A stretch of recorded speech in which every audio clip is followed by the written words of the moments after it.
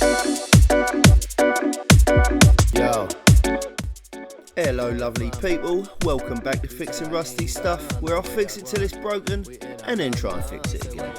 I have absolutely no idea what I am doing, and these videos are purely for your entertainment and my own frustration. Well, clearly all 24 of you are gluttons for punishment, returning to the scene of the crime to see if the suspect, me, has been arrested for crimes against DIY. Well, they haven't caught up with me and my bodges yet, although that could change once this video hits the interwebs. Since my last update, waterproof membrane windows and doors, linked in the, well, you must get it by now, work has been advancing at a steady pace. But before we dive into this episode's progress, let's recap the glorious debacle so far. In episode 1, I dismantled the poor excuse of a shed and organised it neatly in the corner of the garden, a feat of organisation rarely seen since Marie Kondo. I dug a hole and I filled it with porn. Sorry, I mean I filled it with hardcore porn. Oh, damn it, Freudian slip. Hardcore, I filled it with hardcore. I then topped it up with some grey gold, slapped on a few housemakers, and Bob's your uncle, Fanny's your dad's sister. We had the foundation of something resembling a, well, foundation. Once set, I built a wooden floor base using 8x2s. The deficit in my material ordering skills became apparent as I ended up with a floor that looks like a game of spot the plywood. In episode 2, the materials came. I almost ended up with one of those wonky unlevel villain hideouts from Batman when I built the structure and the roof, but I managed to salvage it by the skin of my teeth. The bat signal has never been so disappointed. In episode 3, you'd be forgiven for thinking I'd given up on the build and thrown the mancave into a shed-shaped body bag. But no, that's the outer walls covered in waterproof membrane. I also installed a window and French doors bought off Facebook, where dreams go to be sold for a tenner. We're missing window glass, unfinished roof, and a snag list bigger than Jeffrey Epstein's flight log. I'd created the most uninhabitable habitat since the Death Star. Speaking of windows, if I really want to reach level 10 on the Environmental Hospitality Indicator, otherwise known as IP66 rated, it's about time I tackled the round window bodge I mentioned in an earlier episode and have been very willingly avoiding.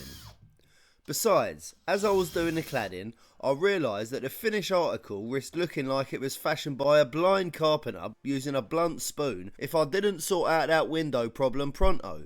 Since the last episode, as a temporary bodge, I cut and stapled the waterproof membrane in a slightly neater fashion and cut some 4x2s with 45-degree ends to support the window. I wedged the old glass tabletop into place with the aid of some cut-offs and a few random screws, solid as a custard rock.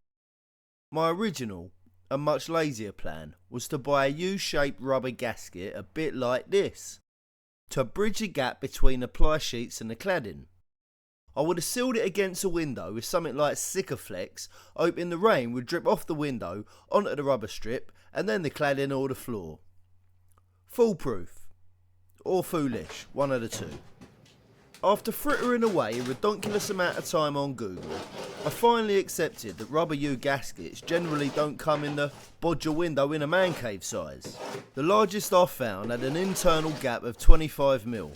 But I needed at least 50, and even then it would have been tighter than a Scotsman's wallet. So I abandoned the gasket quest, deeming it too pedantic even for me, and opted for a more classic approach. Nature's concrete. That's right, more wood. The angled support seemed promising, and it appeared the best solution was to construct a custom frame using a combination of straight and angled beams. To ensure the window extended beyond the cladding, I needed at least 6x2s, and an 8x2 would be ideal for the sill. My earlier, over-enthusiastic ordering of the floor and the roof joists in episodes 1 and 2 left me with plenty of spare wood. For once, my incompetence worked in my favour. But it's not all red lights and wild nights, compadres. There is a problem, and that is that the square hole in the wall is almost exactly the same diameter as the window. So how exactly am I going to install a frame if the glass barely fits? Well, here's the fun part. I will attempt, and I use that word in the most emphatic manner, to router a channel out of each piece of the frame for the 10mm thick window to sit inside. And when I say window, I mean old glass tabletop. Now, if you watch my other video, review of the Titan wood thing, link in the description of course, you will know that I've already prototyped this frame and cut the channels using a circular saw. Needless to say that while technically it worked, it left the wood rougher than a welder's handshake. Additionally, using a circular saw is about as accurate as a drunk carpenter throwing darts at 20 yards, so I ended up cutting all the way through, which left the glass exposed and was far from ideal. Now, I do have a touch of space to work with on the sides, about enough for a paperclip to have a dance party. So hopefully, using a more accurate router, the depth of the channel won't have to be the entire thickness of the frame sides. The top plank and the sill at the bottom are a little tighter and will barely accommodate the hair of a gnat's bollocks. I could increase the space by hacking up the wall framing and lowering the single 4x2 lining the bottom of the window opening. But I don't think I'm ready to unleash that level of chaos just yet. Or am I? Fuck it, why not? Some people say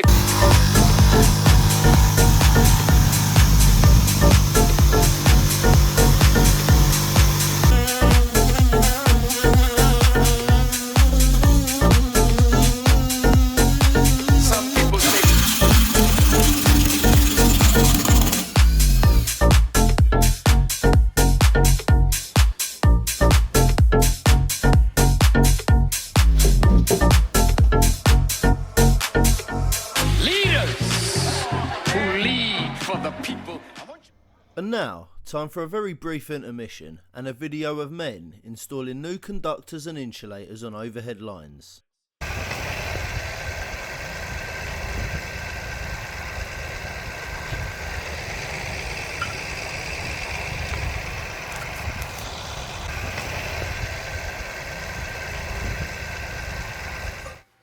Back to the window bodge.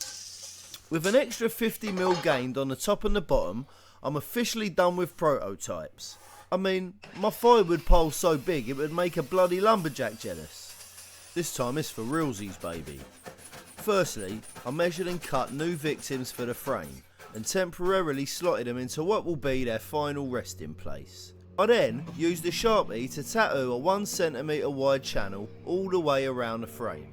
This marking had to be spot on. If the line wasn't straight, either the frame would end up wonkier than, well, me when I'm out on a town, or the window would shatter into a million tiny regrets. To be honest, I'm amazed the glass has survived this long, and I'm not exactly holding my breath that it will make it to the end of this bodgetastic adventure. I narrowly avoided a hernia, hoisting the oversized glass against the frame to trace a line around it. This high-tech, totally legit, non-sketchy method is how I'm figuring out the length and depth of the channel on each plank. If that sounds confusing, don't worry, sometimes it's easier to just show you. And by show, I mean bodge it while videoing. So I clamped the planks to the workbench, measured the depth needed in the centre and marked it on the plank. Then, in a display of precision that only a DIY enthusiast could appreciate, I measured the depth at seemingly random intervals and marked the plank at different points. Once I had a vague idea of how deep to go at each spot, I transferred the marks to the channel using a speed square. Once a plank was marked up with depths, I grabbed my trusty rotating wood cutting device and hacked away like a man with a grudge against timber. To avoid inadvertently turning the entire planks into sawdust, I adjusted the depth guide on the router as and when necessary. The process went a bit like this.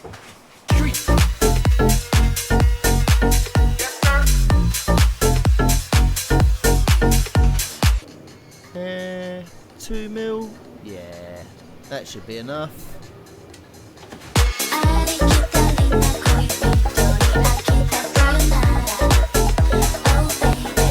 it's a fact.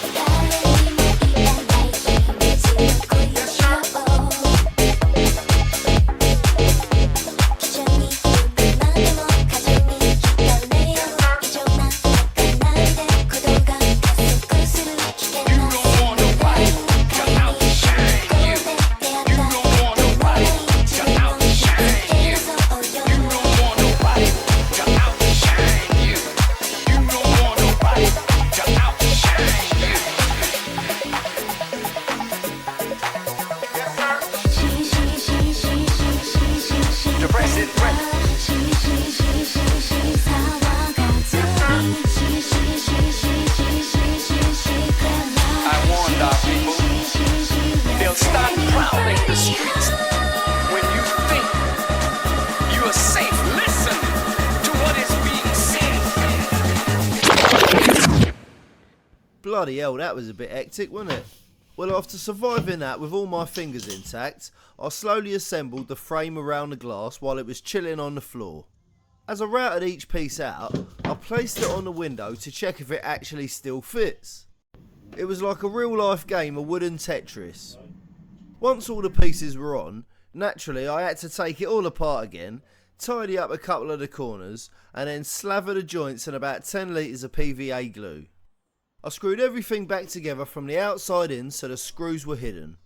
Now I'm fully aware that this is probably the least professional way to join frame pieces together, so all the seasoned chippies can stop screaming at their screens. Got it out your system? Good. So I'm sure the quote unquote right way to do this probably involves hardwood dowels of some kind, or an ancient Japanese master craftsman's dovetail joint. But let's be honest, I don't have the time or the tools for that level of woodwork wizardry, so PVA and screws it is. If you know of a better, and by better I mean correct method, drop it in the comments below. And if it all goes pear-shaped, don't worry, I'll video the disaster so you can berate me properly in that comment section instead. Once this octagonal monolith was built, and after being completely let down by my so-called mate, I decided to lift the window into position solo. Luckily, I'd been on a steady diet of Weetabix and bananas, so I was feeling strong like Eddie Orr on steroids. Admittedly, this was probably not the wisest decision, as if this heavy lifting operation took an unplanned detour to Shitsville, a 1 metre wide pane of glass isn't really something you want to throw into the road trip. Anyway, as you can see, both myself and the window survived. As a little housewarming gift to the window frame, and to encourage a water resistant future, I very kindly, and as you can see, very crudely, furnished it with some flashing. I didn't put this in beforehand, as real estate in the wall was at a premium, and I didn't want to get into a situation where the frame and the flashing were both fighting for the same spot. After reinforcing the wall framing with 4x2s to screw into the window assembly and hold it in place, I painted it in, that's right, more grey. Yes, clearly I have the imagination of a dirtworm. When I get to the cladding, I'll fill in the gaps of expanding foam and sealant, because nothing says professional finish like expanding foam. I'm sure it will look rough as a bear's arse. And now the section you've all been waiting for. That's right, it's time for rum-based errors.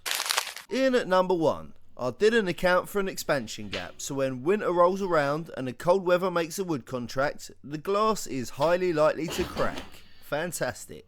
Number 2, I forgot to taper the sill so that the water can run off, because who needs dryness, right? And in at number 3, I also forgot to router in a drip bead underneath to stop the water from sneaking inside the cladding. I'll deal with that when I get my Dremel back. Lastly, at number 4, and this is not entirely rum based, but I will need to cut some angled trim pieces to fill in the gaps where the circle window doesn't entirely meet the frame. As usual, the RBEs will go on the ever growing and seemingly infinite snag list, and I'll get to them at a later date. After all that hard work, I cleaned up the man cave and lit a ghetto barbecue. And when I say ghetto barbecue, I mean old water tank and bricks with a grill on top. Oh, that rug really brings all the wood together nicely, doesn't it? The dartboard is the newest addition to the man cave, because what's a man cave without a man game? Well, ladies and gentlemen, that brings us to the end of the episode. Thanks for watching. If you found that mildly entertaining, screw that like button, subscribe to the channel, share it with your dog, and stay tuned for the next instalment of Fixing Rusty Stuff.